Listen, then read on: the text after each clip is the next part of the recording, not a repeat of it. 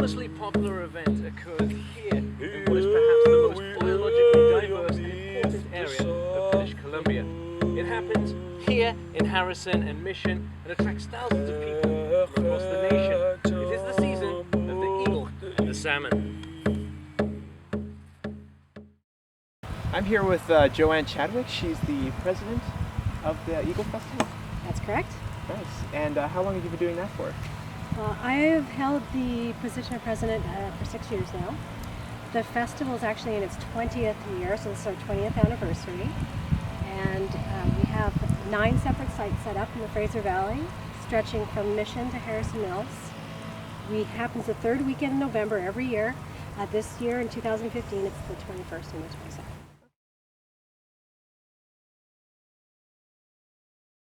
Name right, Sonsi? Sonsi. Sonsi.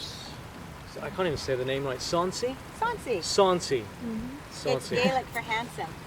Oh, is that what it is? Yes. Oh, aren't you handsome? So how many years have you been coming up to this festival here? Well, I think it's about 17 years ago I got invited to come up and speak here, and they haven't been able to get rid of me since.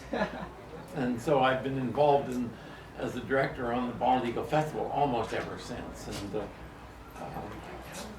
it's an exciting place. I mean, not only is it the Harrision Mills where we're sitting at the Pretty Estates right now in Harrision Mills. That's the name of this community.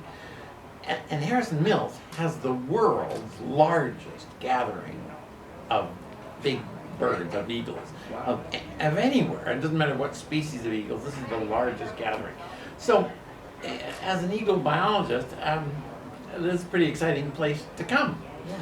And so are you guys at all involved in the Eagle Festival? Yeah, we are. For the last several years, actually, we've been going out as guests to help educate the public on bald eagles, specifically, of course. And we do go out with our education bald eagle. His name is Sonsi.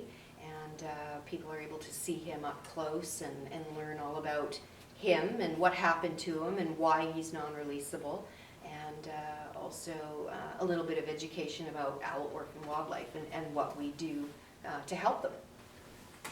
So I heard we had almost had an extinction problem with the eagles. Yeah, we did, and it's something that we've done a lot in the studies of bald eagles, and it didn't affect just bald eagles, other bird species as well, but certainly we almost lost our entire population of bald eagles. 1942 to 1972, there was the use of DDT, a pesticide that in the end we found out was causing issues with the calcification of eggs.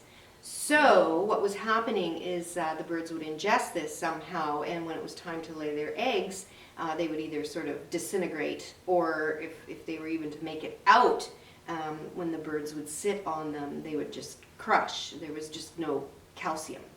And so, of course, that's going to cause a lot of population decline. Mm-hmm. And so we had very, very few bald eagles left, actually. So once we were able to rectify that situation, we were able to actually see the populations come back up slowly but surely. And now to the point that, as I was mentioning before, we're looking at this region holding, 45% of the population of bald eagles in North America. So we've done really well, but we haven't rectified the problem completely. Okay. We're still using things in our environment that are hurting our bald eagles. I'm here with Tanya Laird, and she works with the Freshwater Fisheries Society of BC. And you've been working here for 7 years, is it? Yeah, since 2008. Oh, cool. Yeah, and you guys supply how many lakes? So as a society, we actually have 6 hatchery locations. So here today we're at the Fraser Valley Trout Hatchery in Abbotsford. For the entire society, we raise roughly about 9 million fish every year and stock those into about 800 lakes across the province of BC. Okay, nice. And you, I've heard you do Mill Lake. Yes, yeah, Mill Lake would be one of our local lakes here in Abbotsford. It roughly gets about 3,000 rainbow trout every year. So we stock it in the springtime and in the fall for people to go out and catch fish. Yeah. And are they mostly just for catching fish or for going out to the ocean too? So trout wouldn't go out to the ocean. Okay. The fish that we're stocking into Mill Lake are just for recreational fishing. Mm-hmm. So Mill Lake is a lake that we consider to be a put and take fishery. So what we do is we stock those fish into the lake to create recreational opportunities for families, youth, basically anybody. The great thing about Mill Lake is there is a fishing wharf on it, so you don't necessarily need a boat to be able to go out and go fishing. Right. You can just fish right from shore, right off the dock. Like I said, those rainbow trout are in there every spring and fall, so that's the best time of year to go fishing for them. And it's just a great activity to go out and spend time outside. Yeah. And I've heard you supply Owl Canada out in Delta too. Yeah, some of our fish, Owl, the Orphaned Wildlife Rehabilitation Center, if we've got surplus ones or if they're in need, we'll actually give them some fish to use in their predator area. So like the ospreys and the eagles can practice catching fish right out of their stream that they have running through their big entrapment. Again, it gives them a chance to practice what it would be like out in the wild once they're released. Nice. Yeah. I'm here with James Weger, and he works here at the Inch Creek Fish Hatchery. How long have you been working here for? I've been here for about 6 years now. Okay. Yeah. And what types of fish do you mostly raise? We're involved in the enhancement of coho Okay. from various different watersheds.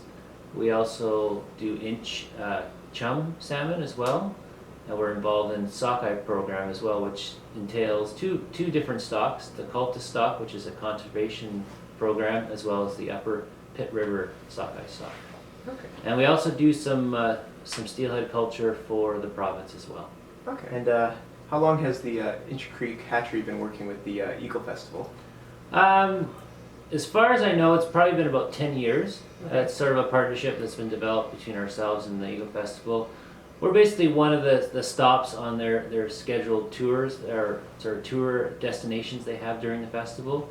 So we have visitors that come from all over the Lower Mainland just to see us and get a feel for fish and see fish, as well as the connection with fish, and see the connection between fish and eagles. So this would be your busiest time of the year, probably. It is, yes. The fall is definitely our busiest time of year with the adult salmon returning. We're busy with various programs and taking eggs and all the rest that goes with that.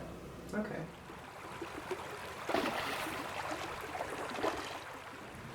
I'm here with Kim Charlie. She's the Stehalis Fisheries Manager, and you've been working here for how long? For 10 years. Okay, yeah. And is it pretty busy? Yes, it is. This is fish season right now. Right, this is Yeah. the busiest time of the year. Yeah.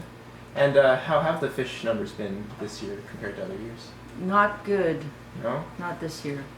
The chum were okay, Okay. obviously, because we had an economic fishery on them. Mm-hmm. But sockeye did very poorly, and so did even the pink. The pink salmon came back low too. Interesting. Yeah, there was supposed to be 15 million coming back. They came back at 5.5. Oh wow. So Run are they size. are they the most at risk? No, actually, you'd think the pink will be the ones that are the toughest out of them all. They're only like a 2-year-old fish. Okay. But chum are also a pretty tough fish. Probably those two fish, pinks and chum, will probably be the ones that survive out of all the salmon. Eagles, and I had to go because in the eastern United States and Canada, there's been pesticides, and the eagles were diving down in lower numbers because they're being poisoned. We didn't have poisons on the West Coast in the 60s, but we had somebody getting paid $2 to shoot them. Yeah. So that didn't help either, say. Now what's happened, we quit shooting them, we treasure them. We don't put some of these poisons on our land here, but when I went to school, maybe even when you went to school, we used to study that there were 7 oceans in the world. 7. There's 1 ocean. That's what we've learned. There are not 7 oceans, there's 1 ocean. Mm-hmm. And it doesn't matter what pollution you run, what poisons you run down a river. Anywhere in the world is going to end up on our beaches. It only takes 9 to 13 years for for the water to pass from one ocean to the other. So whether the poison is going down the Mississippi, or down the Yangtze, or the Nile, or the Thames, it's going to end up off Vancouver and Victoria a few years later. And so what we've done is taken this total oceans of the world and contaminated the bloody thing. So now, and one of the fine examples of this is the blob that everybody talks about. Yeah. This great mass of slightly warmer water that contains no living things or is largely dead, not containing oxygen. And it's another level of sensitivity to our own survival that we have to come to grips with, because if we don't learn how to keep the oceans clean, we'll all be dead very shortly. I mean, you and I have had a lot of breaths here. Yeah. Yeah, but every second one is produced from the phytoplankton, the little tiny creatures in the ocean. Every second breath is from the oxygen produced from the sea, from that phytoplankton. The other oxygen comes from the trees. Yeah. But every second breath comes from the ocean. So if we kill off the ocean, So what can we do to like well, prevent these? we have to do a whole bunch of things. We have to kind of respect every component of the ecosystem. It's like we have locally a number of conservation organizations. The Fraser Valley Bald Eagle Festival is one. It draws attention to the eagles. We have the Harrison Salmon Stronghold that draws attention to the salmon. But at the roots of all of these is the primacy of that river. If we can't keep the waters pure, nothing else can survive. And we have to become more and more sensitive to this water goes down the Harrison right here, joins the Fraser, and in 50 miles it's in the ocean. We're giving pretty pure water, but whatever salmon we have here have to spend half their life almost in that ocean. Exactly. And are they going to survive? Well, it doesn't look like they're doing very well at it, particularly this year. It's a devastating return to the rivers. We've either poisoned them or over-harvested them. We're prone to over-harvest things. Yeah. But the other thing is, did they survive coming? Did some of them survive coming through the blob? We know that earlier in the year, lots of salmon came around the end of Vancouver Island. There were so many, they thought they allowed a harvest, a huge harvest, record harvest for a while of some species. Well, what they did, they didn't allow escapement. So this is the worst year we've ever had for escapement. And the sockeye aren't here. I just came from Weaver Creek, the big channel that produces most of the sockeye in this area.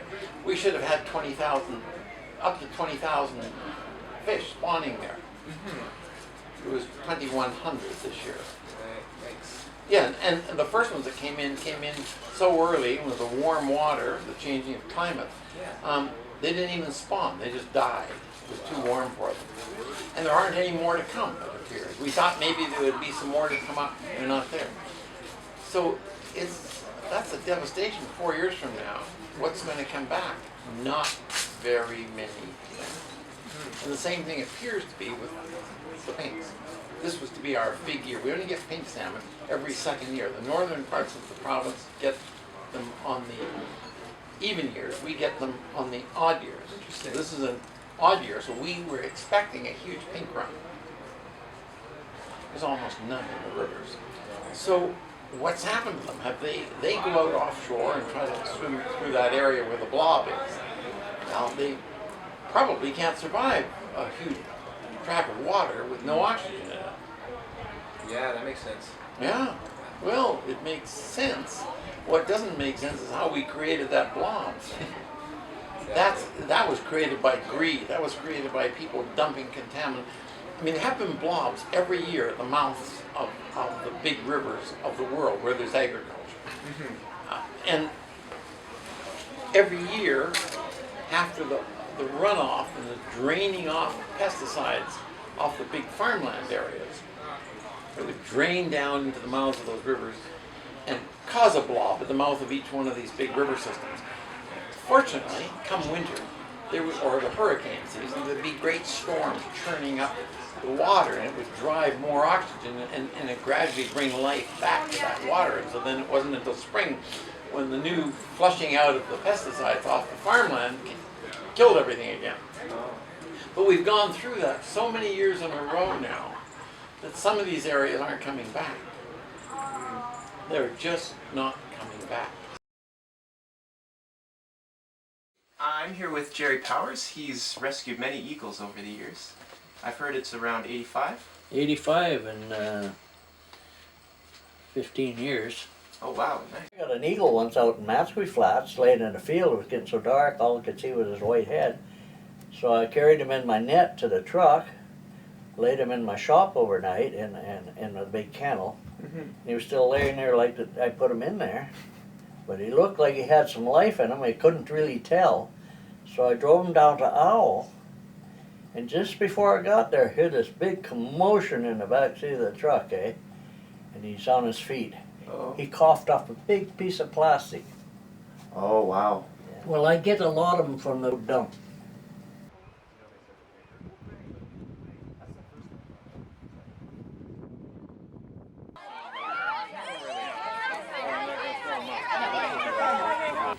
So here we go. One, two, three. Come on, go.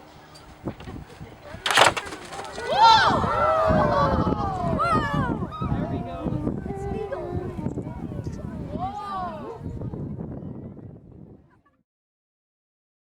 Many species were going to go extinct. And so that gradually enabled there to be a shift, a gradual cleaning up of part of the environment, less toxic and poisonous.